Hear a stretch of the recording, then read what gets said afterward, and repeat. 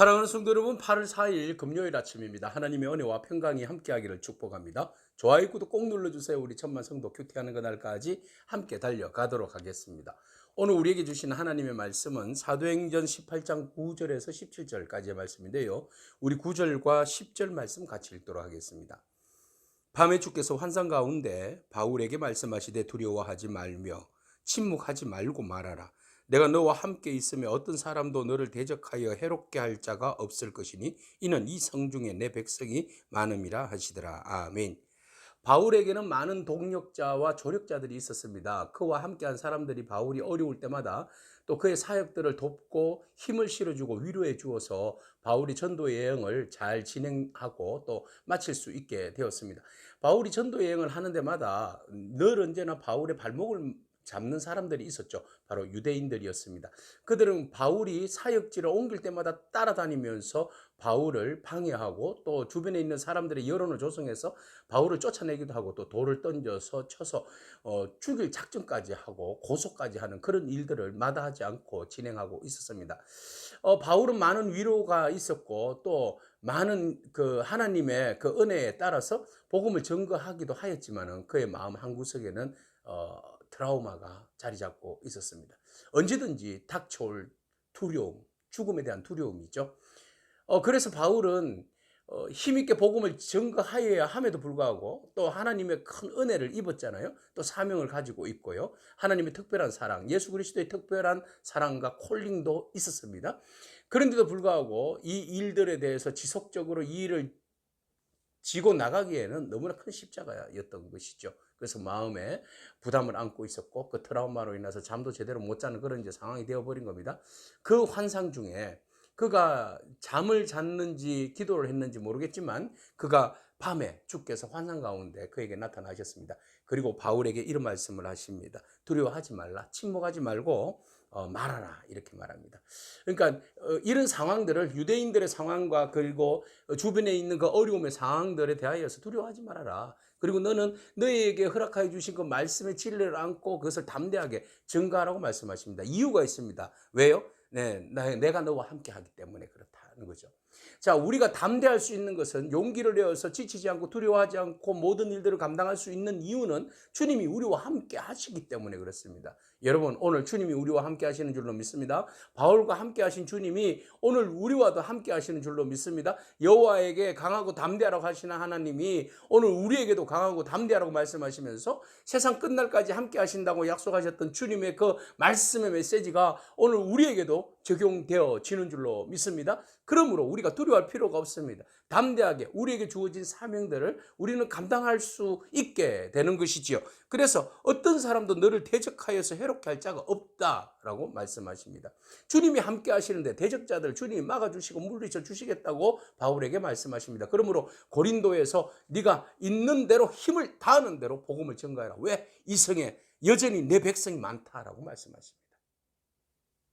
구원받아야 할 하나님의 백성이 이 성에 아직도 많은데 뭘 그렇게 상황 가운데 두려워하고 힘들어하고 좌절하느냐, 트라우마에 갇혀가지고 말이지, 헤매고 있느냐. 두려워하지 마라. 딛고 일어서라.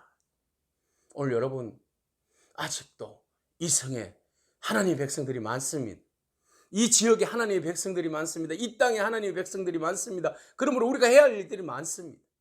그러므로 좌절하지 아니하고 힘을 내어서 주의 일들을 감당하며 그 모든 두려움이 예수 그리스도 이름으로 선포할 때에 떠나갈 줄로 믿습니다. 아멘. 그래서 바울이 그곳에서 고린도에서 사역을 감당하는데 1년 6개월 동안 고린도에서 함께 사역을 하게 됩니다. 자, 사역을 할 때에 아니나 다를까 두려움이 막 몰려오는데 그때 총독이 누구였는가 하면 갈리오가 아가야의 총독이었다라고 본문은 말하고 있습니다. 그래서 유대인이 또 몰려왔습니다. 그리고 총독이 바뀐 지 얼마 안 됐거든요.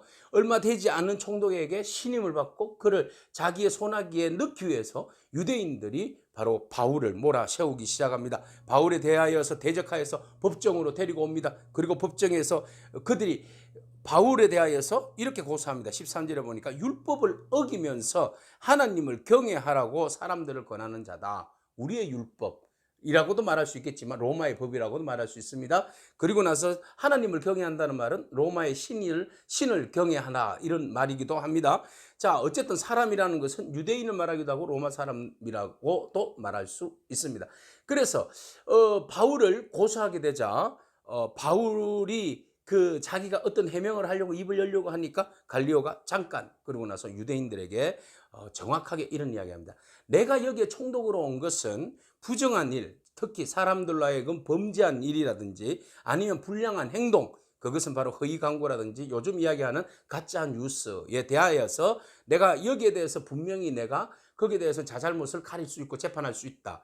그렇지만 내가 15절에 만일 문제가 언어와 명칭과 너희 법에 관한 것이라면, 너희들의 종교적인 문제로 인하여서 온 고발이라면, 고소라면 나는 그것을 용납할 수 없고 받아들일 수 없다. 그것은 너희가 자체적으로 해결해라.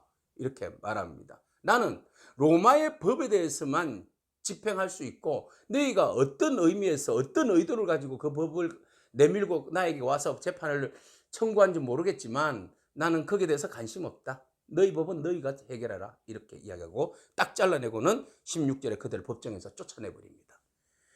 자, 여기에서 갈리오가 유대인들을 이렇게 쫓아냈지만은 사실은 뒤에서 움직이는 손은 누구에게였습니까? 하나님이십니다. 하나님이 바울에게 두려워하지 말아라. 너는 담대하게 외쳐라. 그리고 내가 너와 함께함으로 너의 대적자들이 너를 해롭게 할 자가 없다라고 말씀하신 그 예언의 말씀대로, 환상 가운데 주신 말씀대로 하나님 보호하시고 지켜주심을 우리는 보게 됩니다. 오늘 말씀이 여러분들을 붙들어 주실 줄로 믿습니다. 말씀이 여러분들을 다시 세워주시고 말씀이 여러분들을 다시 일하게 하실 줄로 믿습니다. 그 말씀 붙들고 여러분 믿음으로 승리하기를 축복합니다. 아멘. 기도하겠습니다. 하나님 감사합니다. 하나님은 절망하고 좌절하고 주저앉아 있는 우리들에게 다시 일어서라고 말씀하시고 두려워하지 말라고 말씀하시고 내가 너와 함께 한다고 말씀하시는 그 음성을 우리가 듣기를 원합니다. 오늘 그 말씀을 오늘 우리에게도 주시는 말씀으로 받아들이고 우리가 어떠한 상황 가운데서도 절망하지 아니하고 트라우마에 좌절하지 아니하고 오직 믿음으로 일어서서 주님께서 우리에게 주신 사명들을 잘 감당하는, 이성에 아직도 하나님의 백성이 많이 있음을 바라보고 비전을 안고 다시 일어서서 주의 메시지 말씀을 담대하게 선포하는 저희들의 삶이 되어질 수 있도록 하나님 축복하여 주옵소서. 예수님의 귀하신 이름으로 기도합니다. 아멘. 오늘도 믿음으로 승리하길 축복합니다. 아멘.